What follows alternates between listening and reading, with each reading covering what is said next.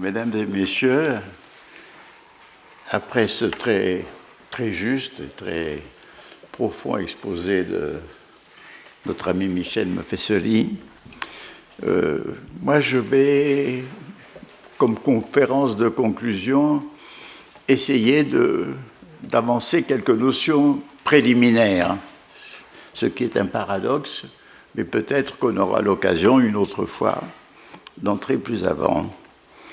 Quelques notions préliminaires, c'est, si vous voulez, tout d'abord sur la nature d'une entreprise.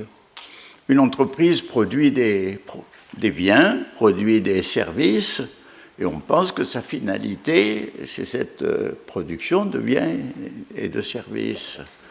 Mais en réalité, l'entreprise s'auto-produit elle-même sans arrêt. Disons, les biens et les services sont des fins, mais des fins qui sont des moyens pour l'entreprise continue à exister ou à se développer. Alors vous pouvez me dire, la finalité, c'est le profit. Dans un sens, oui, mais ces profits eux-mêmes deviennent des moyens pour que l'entreprise elle-même continue à sa propre vie. C'est le vouloir vivre elle-même qui est finalement la finalité de l'entreprise. Bon, c'est une banalité, mais si on pense à cette banalité, ça veut dire qu'il faut penser aussi à l'entreprise elle-même et pas seulement à l'efficacité pour les produits et pour les biens. Maintenant, une deuxième considération préliminaire, c'est que, évidemment, il y a toujours des décisions à prendre. Or, je crois qu'il faut concevoir que toute décision est un pari, que tout entrepreneur qui décide est dans un sens pascalien. Il ne fait pas le pari de Pascal sur l'existence de Dieu, mais il fait un pari sur la réussite ou sur l'échec de sa propre décision. Et ici, je me fonde sur une notion sur laquelle j'ai pas mal travaillé et que j'ai appelée l'écologie de l'action.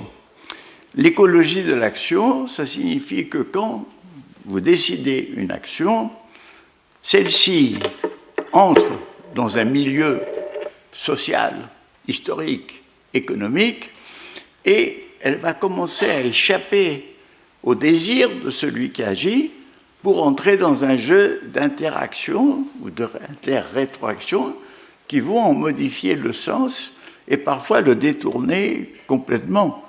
D'ailleurs, vous savez qu'en politique, combien de grandes décisions sûres d'elles-mêmes ont abouti à des désastres comme celle de Napoléon III, d'attaquer la Prusse ou tant d'autres décisions. Autrement dit, la conscience que toute décision est un pari est une chose qui est nécessaire car elle implique alors une réflexion approfondie sur les conditions de cette décision. Et d'autre part, il faut savoir que une fois qu'une décision est prise, elle peut s'appliquer selon deux modalités. La modalité du programme ou la modalité de la stratégie. Alors le programme, c'est très bien quand le milieu est absolument stable, parce que vous pouvez avoir tout un programme de fabrication de machines, d'automobiles, dans un milieu qui reste stable, qui sont les ateliers, les usines, etc. Bon. Et avec une production stable de matières premières qui vont être transformées. Mais dès que vous avez une situation aléatoire, incertaine, à ce moment-là, c'est la stratégie. Le mot, vous savez, de stratos vient du grec général, la guerre. Et la guerre, le mot est très intéressant parce que quand vous faites une stratégie, le problème, c'est pas seulement de mieux déterminer votre action en connaissant le milieu dans lequel elle se passe et en étant prêt à affronter les hasards ou aléas ou au contraire à les utiliser à votre profit, c'est aussi de connaître les intentions des autres, des ennemis, quand il s'agit de la guerre, des concurrents, quand il s'agit de l'économie. Autrement dit, la stratégie est un art de l'intelligence, de l'improvisation, et quelque chose qui s'avère nécessaire.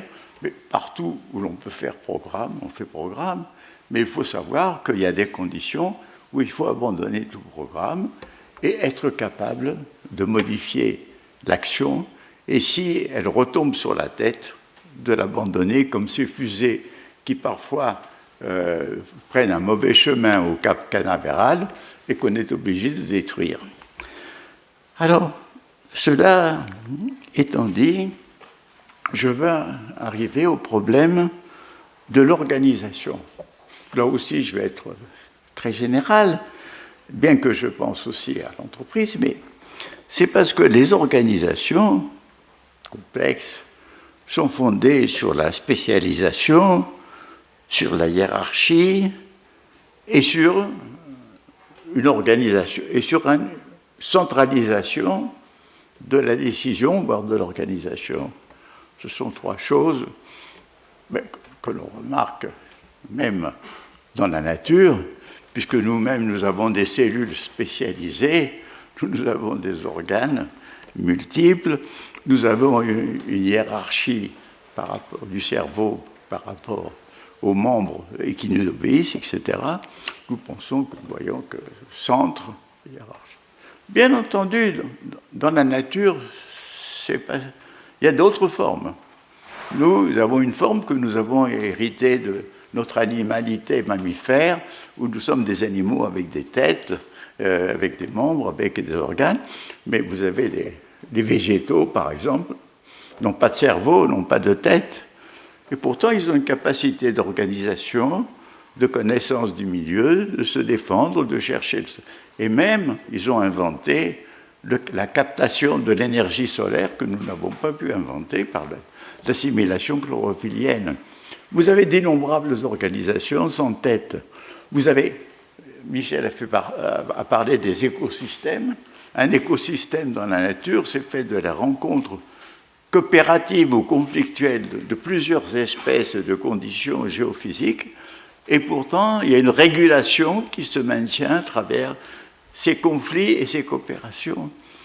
Une fourmilière, une ruche, la reine ne commande pas du tout, elle pond des œufs, mais évidemment, les ouvrières, les autres, évidemment, agissent, et c'est en fonction de leurs interactions qu'un tout existe. On peut même dire, on a souvent dit que, dans le fond, la ruche ou la fourmilière, c'est l'équivalent d'un gigantesque cerveau qui a les pattes ou les ailes des abeilles ou des fourmis.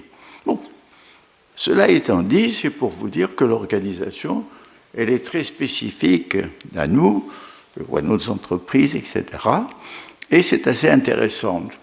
Alors, bien entendu, nous nous rendons compte que dès qu'il y a une organisation complexe, il y a des spécialisations.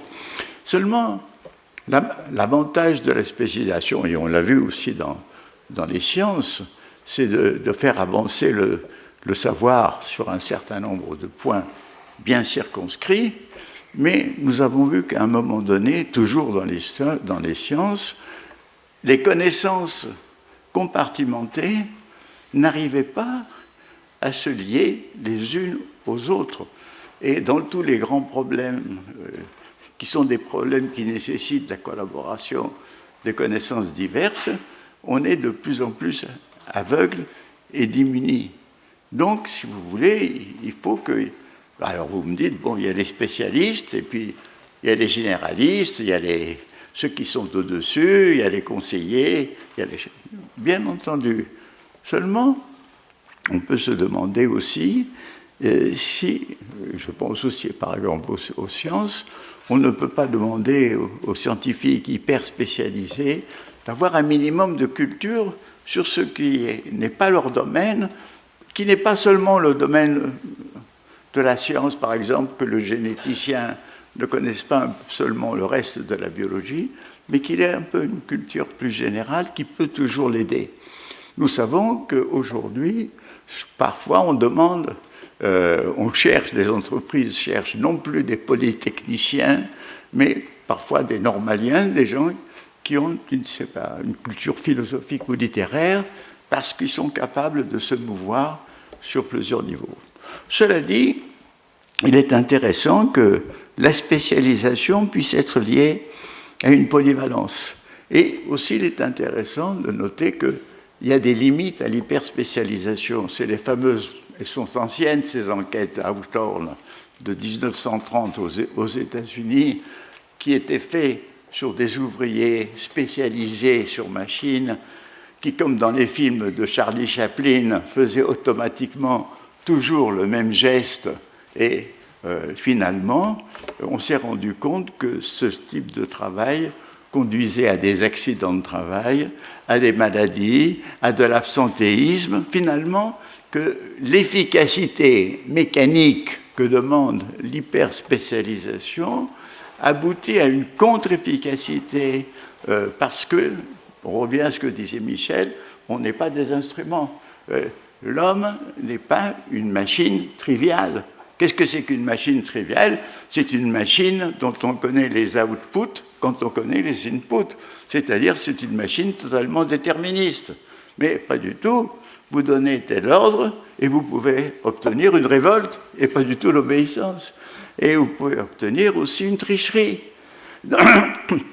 Et d'ailleurs, ce qui est très intéressant, et ça c'était une étude qu'avait fait Daniel Mottet, qui avait été ouvrier P1, P2 chez Renault. Ça, c'est une étude ancienne, puisque ce sont les années 50-60.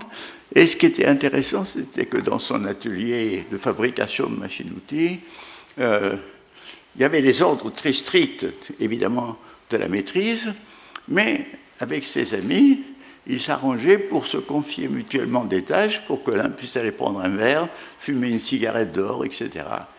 Et grâce à cette résistance, il faisait bien le boulot. C'est-à-dire que c'était une résistance collaboratrice. Et souvent, dans les entreprises, quand il y a trop de contraintes, ceux qui travaillent essayent de se débrouiller pour résister. Et en cette résistance, qui effectivement ne va contre les ordres de la direction, finalement fait marcher la machine. Alors, le cas le plus extrême, le plus caricatural, c'est ce qui se passait dans l'ancienne Union soviétique, parce que des ordres arrivaient du bureau politique, du comité central, donc des sommets du parti, aux différentes entreprises, normes de production, vous allez produire tant d'unités de tels produits, etc. Ces ordres étant totalement inapplicables, les chefs d'entreprise se débrouillaient entre eux pour s'entrefournir du matériel, et il y avait un énorme absentéisme chez les ouvriers sous-payés parce qu'ils faisaient un deuxième boulot, mais qui revenaient quand même pour faire le minimum. Et grâce à ce sabotage généralisé, ça fonctionnait plus ou moins. Et ça fonctionnait mal, mais ça fonctionnait. Donc, si vous voulez, il faut se tenir compte de ce facteur très curieux et souvent inaperçu. Et d'ailleurs, j'ai lu une thèse récemment sur une entreprise où les employés qui répondent au téléphone avaient pour instruction de vanter à leurs clients au téléphone qui demandaient telle ou telle chose, de vanter telle marchandise ou telle autre chose.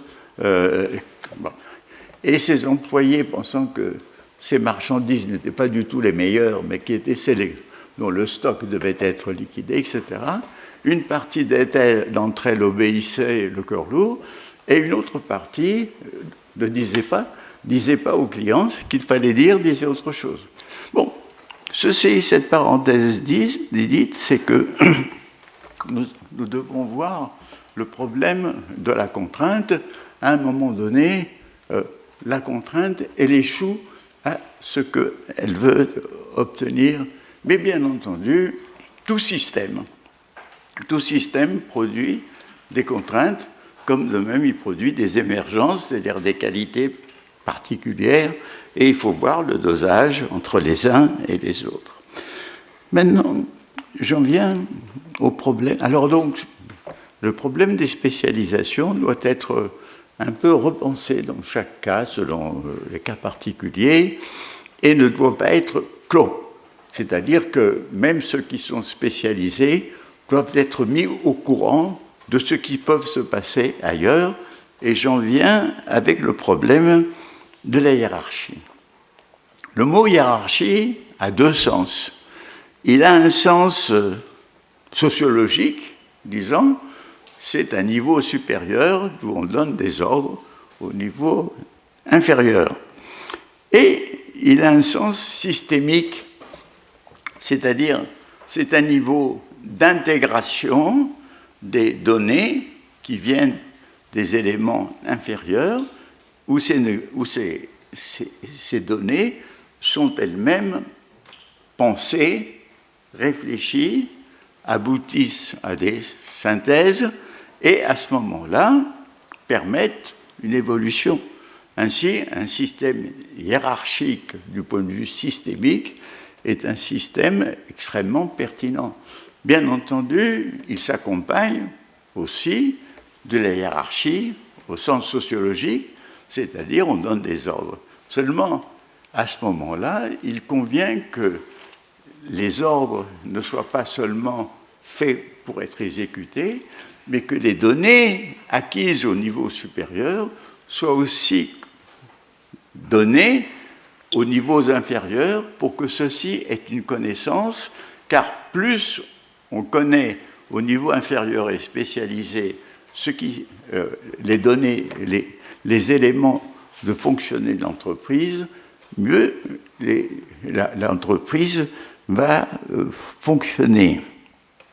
Alors, donc, ce qui est intéressant, c'est que le vrai problème, c'est que la hiérarchie est une chose où doit dominer l'intégration et où doit diminuer l'asservissement.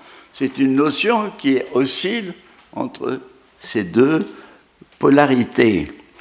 Et là-dessus, il y a le problème de l'hétérarchie, c'est-à-dire d'une pluralité d'hiérarchies, je dirais même de hiérarchie rotative, où tantôt c'est tel niveau qui prend le dessus sur d'autres niveaux, et tout ceci, et plus l'entreprise est complexe, plus il est intéressant d'avoir ces processus de rotation, de polyarchie.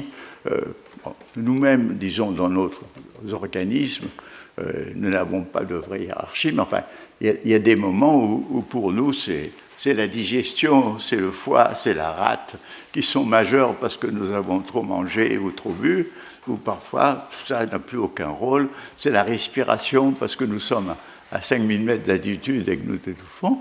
Autrement dit, selon les conditions, tel ou tel palier ou centre devient le plus important et devient celui qui va commander la nécessité de l'action. Et puis, je veux dire qu'il y a la hiérarchie et il y a l'anarchie. Alors, l'anarchie, évidemment, ce n'est pas le désordre. L'anarchie, bien que les jeunes casseurs qui se sont manifestés, qui ont cassé pas mal de vitres hier, se prétendent anarchistes, il est certain que l'anarchie, telle qu'elle est considérée, du moins par ces théoriciens et par ceux qui furent anarchistes, c'est l'association spontanée des individus. Et je dirais que là aussi, toute organisation doit avoir sa part de centralité, parfois de polycentrisme, mais en tout cas sa part de hiérarchie avec des possibilités de polyarchie, etc., et sa part d'anarchie, c'est-à-dire d'un minimum de spontanéité dans les interactions entre ceux qui travaillent à la base. Il y a un théorème qui n'a qu'une valeur purement symbolique, mathématique, qui est celui qui a été fait par un mathématicien et qui prend le cas d'un soldat sur une tranchée et qui doit, évidemment, s'il arrive un accident, avertir sa hiérarchie. Alors ce soldat voit apparaître l'ennemi, à ce moment-là, il prévient le caporal, qui prévient le sergent, qui prévient l'adjudant, qui prévient l'adjudant-chef, qui prévient le lieutenant, et au bout d'un certain temps, le capitaine est avisé. Alors le capitaine prend sa décision, la transmet au lieutenant, etc. Ce qui fait que tout ce temps perdu fait que l'ennemi peut effectivement prendre la tranchée où ce soldat avait. Alors, il est évident que d'après ce théorème, si le soldat a l'initiative de prendre une décision et d'avertir directement le sommet, il a beaucoup plus de chances que l'ennemi soit repoussé. Donc nous sommes toujours dans la complexité, c'est-à-dire nous savons que c'est dangereux de laisser l'initiative à un individu sans qu'il la transmette au corps auquel il constitue. Mais nous savons aussi que cette transmission peut faire perdre beaucoup de temps. Et dans le fond, qu'est-ce que c'est que l'action ? L'action, c'est de vivre à travers des contradictions et parfois de les trancher, mais en même temps de maintenir un système qui laisse l'initiative individuelle, mais qui en même temps permet l'organisation à des niveaux supérieurs.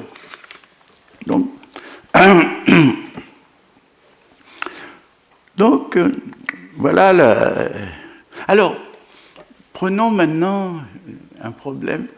Là aussi, c'est un problème préliminaire. Je dis, il y a la tête. Nous avons alors la tête en emprise, mais moi j'ai une tête, vous avez une tête. Bon. Alors c'est un centre.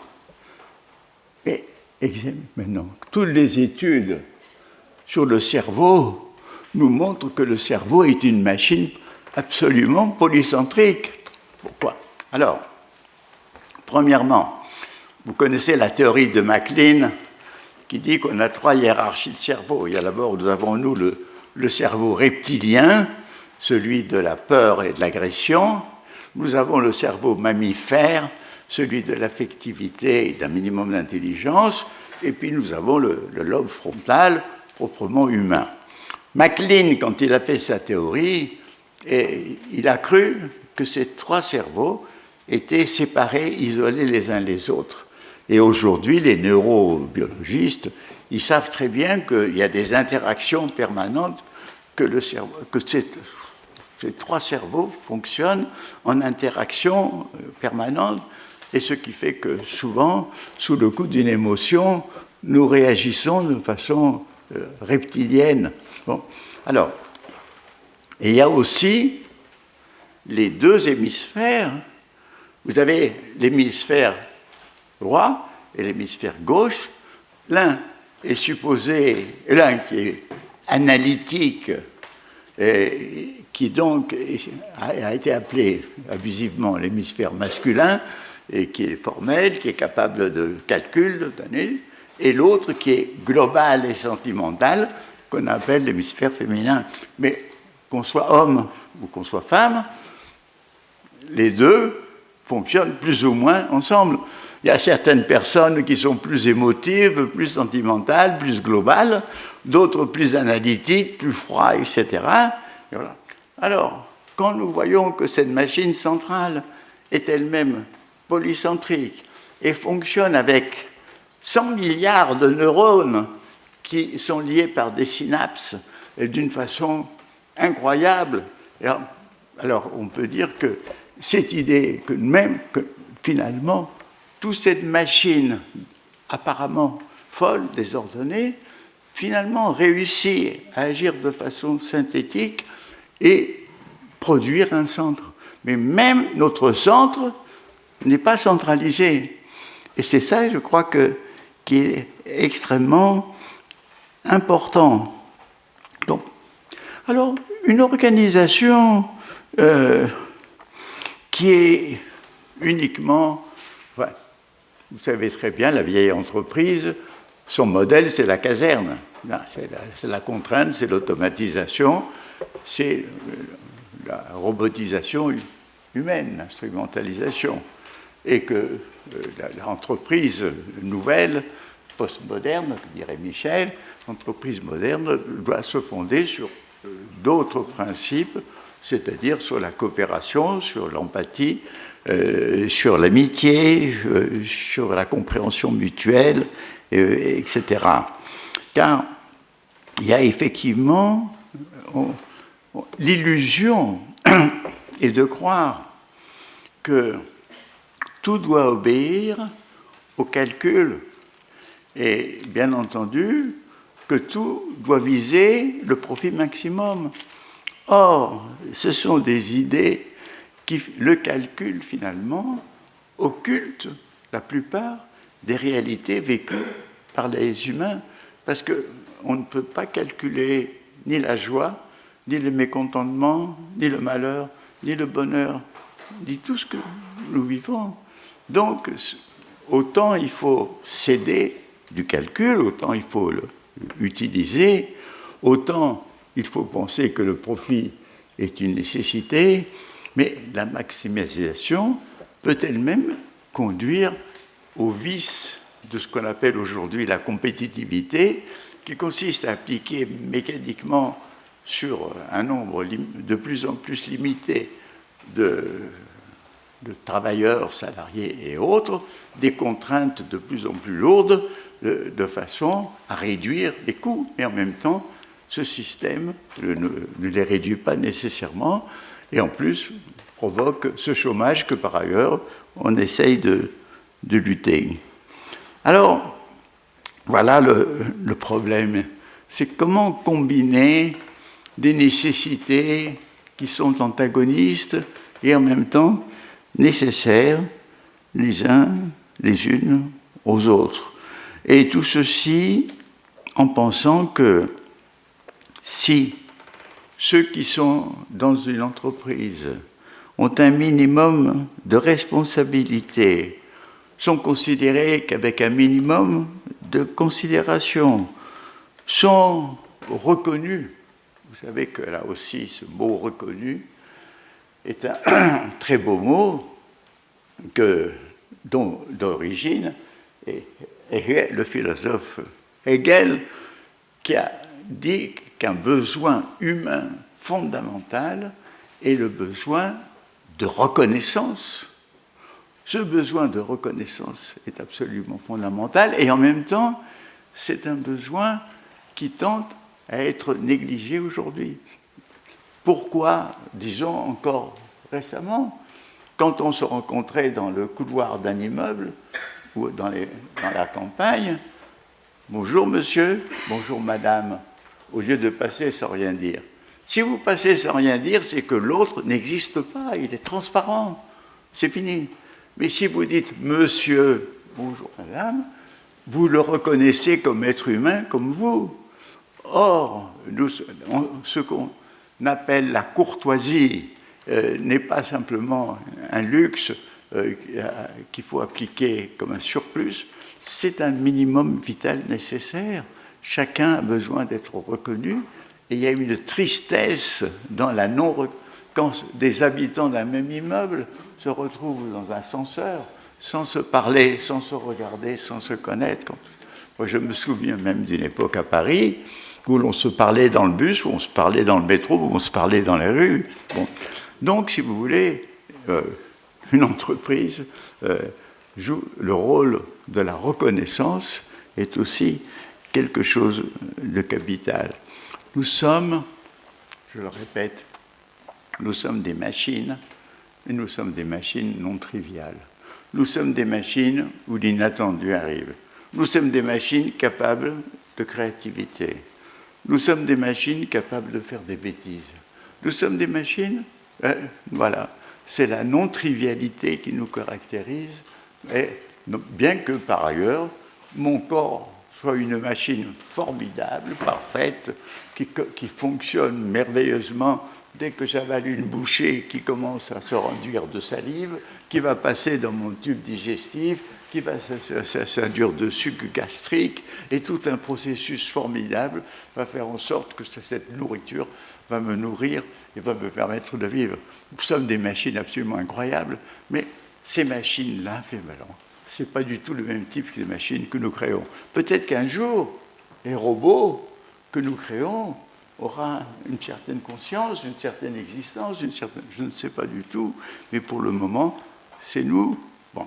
Donc, voilà un petit peu quelques préliminaires dont je voulais vous parler en ce qui concerne la vie des organisations. C'est-à-dire que, je le répète, nous avons un type d'organisation hérité de notre nature proprement animale.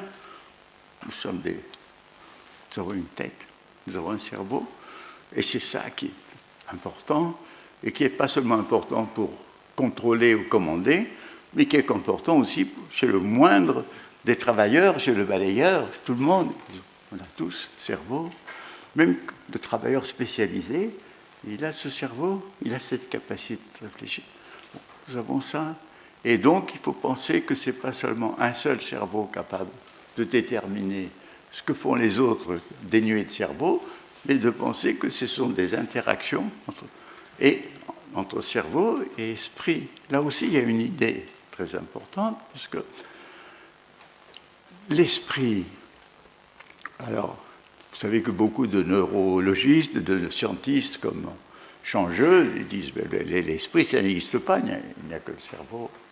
C'est parce qu'ils ignorent ce que c'est que l'émergence, qui est une notion qui aujourd'hui va s'imposer de plus en plus. Qu'est-ce que c'est que l'émergence? L'émergence, c'est que quand il y a un système composé d'éléments différents les uns des autres, l'organisation en un tout de ces éléments différents va produire des qualités et des propriétés nouvelles qui n'existent pas chez ces éléments. L'exemple le plus frappant, c'est l'organisation vivante. Et c'est ça la grande découverte de 1951 de Crick. Quelle est cette découverte? C'est que pendant longtemps, on pensait que la vie était faite d'une substance propre, la substance vivante, différente de la matière physico-chimique. La grande découverte est de montrer que la bactérie, l'amibe, l'être vivant le plus élémentaire, est constitué d'éléments uniquement physico-chimiques qui se trouvent dans la nature et qui n'ont aucune des propriétés de la vie.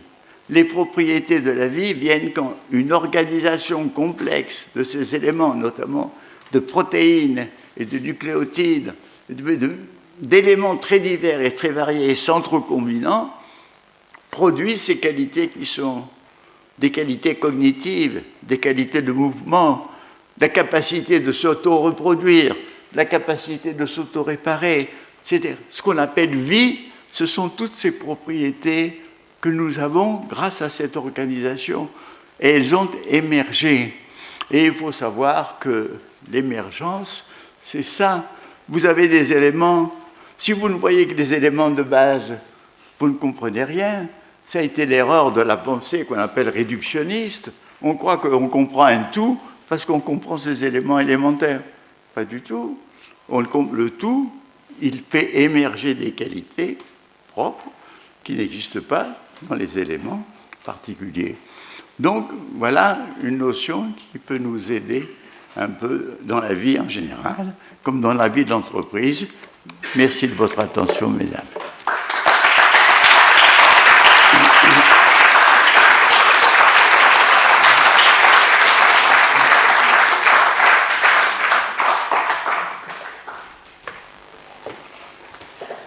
Je proposerai éventuellement une ou deux questions, si vous souhaitiez, dans la salle.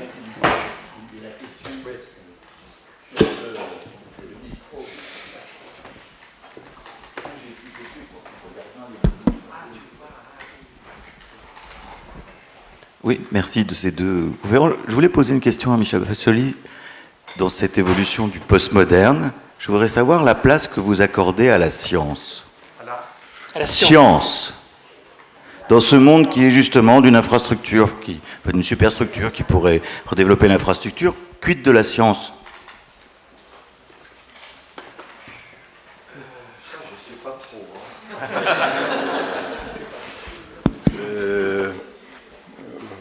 Enfin, disons que Edgar vient de répondre. Lui, il intègre la science dans son analyse. Moi, pas. Voilà. Mais cela ne veut pas dire que la science n'ait pas sa place dans la postmodernité. Ça, c'est un problème personnel. Vous voyez, c'est-à-dire d'appétence ou de compétence personnelle. Par exemple, moi, j'ai toujours dit que ce dans quoi j'ai œuvré pendant un moment, la sociologie, n'était pas une science. Que c'était une connaissance qui pouvait être la plus rigoureuse possible, d'ailleurs, et on peut s'employer à trouver les mots pertinents, mais je me suis toujours interdit, par exemple, de faire du concept. Parce que ça, c'est scientifique. Voilà ma réponse. Je ne sais pas si ça vous satisfait. Vous voyez, c'est pas non, je vous donne une position personnelle, hein, je dis bien. Mais cela ne veut pas dire que la postmodernité n'intègre pas la science, loin de là. Disons que moi, à titre personnel, mon mode d'attaque des problèmes n'est pas scientifique. Voilà. Et étant entendu que je mettrai davantage l'accent, c'est pour ça que ce matin j'ai insisté, savoir et connaissance. C'est-à-dire, je mettrai d'abord l'accent sur la connaissance, avec toutes ces dimensions qui sont un peu ma tasse de thé, moi, l'imaginaire, le mythe, les fantasmes, voilà, c'est tout. Mais de ce point de vue, ce n'est pas une pensée calculante. La science, c'est calculant. Moi, c'est plutôt méditant. Voilà. Mais ce n'est pas la postmodernité. Vous voyez, la postmodernité ne va pas... Non, je ne le formulerai peut-être pas, mais j'ai l'impression que dans ce XVIIe, XVIIIe siècle, les sciences et la notion même de projet qui pouvait être construit avec ces projets et de progrès qui étaient liés à cela, qu'est-ce qu'il en est pour ce label qui vient? Vous voyez, moi, vous avez raison, c'est vrai que dans les 3 siècles qui viennent de s'écouler, c'est le grand développement du siècle des sciences. Et ce qui a donné, à bien des égards, justement, à la fois le développement technologique, scientifique et les applications technologiques. Je ne l'ai pas cité tout à l'heure, mais Thomas Kuhn, dans les structures des révolutions scientifiques, a bien montré comment cela s'était élaboré. D'ailleurs, quand Kuhn, dans ce livre, parle de ce développement scientifique, application technologique, il dit la chose suivante. Il y avait jusqu'au XVIIe siècle un type d'équivalence entre l'extrême-orient, la Chine, et l'Europe, la poudre à canon, l'imprimerie. Et il y a eu à ce moment-là, le terme qu'il emploie, un gap. Autant jusqu'à la fin du XIXe siècle, la Chine reste sur là où elle était arrivée, autant l'Europe va suivre ce développement scientifique, application technologique. Pourquoi? Parce qu'elle prend la via recta de la raison. Voie droite. Et il le dit encore en latin d'ailleurs, pour ce faire, elle va laisser sur le bord de la route toute une série d'impedimenta inutiles, de bagages qui alourdissaient la marche, le jeu, le festif, le rêve, etc., etc. Et donc il dit, c'est ce qui a assuré la performativité, et c'est vrai, l'Europe, c'est pour ça que j'ai parlé de l'occidentalisation du monde à ce moment-là. Voilà. Moi, mon hypothèse, ce n'est pas de dire qu'il y a une négation de la science. J'ai employé ce mot qui n'est pas très beau, je le reconnais, une complémentation. Et pour tout dire, j'ai écrit un livre qui s'appelle « Éloge de la raison sensible ». C'est-à-dire montrer comment il n'est pas question de jeter le bébé avec l'eau du bain. La raison, c'est une de nos spécificités humaines, c'est celle sur laquelle la science a mis l'accent. Mais qu'à côté de cela, eh bien, il convient de le compléter par tous ces éléments. Et concernant notre propos depuis ce matin, et puis d'ailleurs d'une manière beaucoup plus large, ce que l'on fait dans ces débats depuis quelques mois autour de cette vie-là et des débats que l'on montre concernant le management, c'est que justement, il faut réintégrer ces éléments ludiques, festifs, oniriques, etc. Et que, d'une certaine manière, c'est peut-être cela le système dont parlait Edgar, c'est-à-dire ce qui fait qu'il peut y avoir émergence de quelque chose qui va être spécifique à un certain moment. Voilà, c'est ça. Mais en même temps, soyons clairs, je l'ai dit tout à l'heure, c'est vrai qu'il y a difficulté en France à faire ce processus holistique, en fait, cette dimension de complémentation, parce qu'il y a quand même une espèce d'hyper-considération pour la science. En tout cas, Moi, je le vois pour ce qui me concerne dans ce qu'on appelle faussement les sciences humaines et sociales. Voilà, on ne peut pas en faire l'économie, c'est ainsi. Il y a cette qualification. Moi, j'ai toujours dit, d'ailleurs, ça m'a valu beaucoup d'amis et beaucoup d'ennemis, que justement, ces sciences sociales et humaines n'étaient pas des sciences. C'était tout simplement des bonnes connaissances qu'on pouvait faire avec rigueur. Voilà un peu ma position.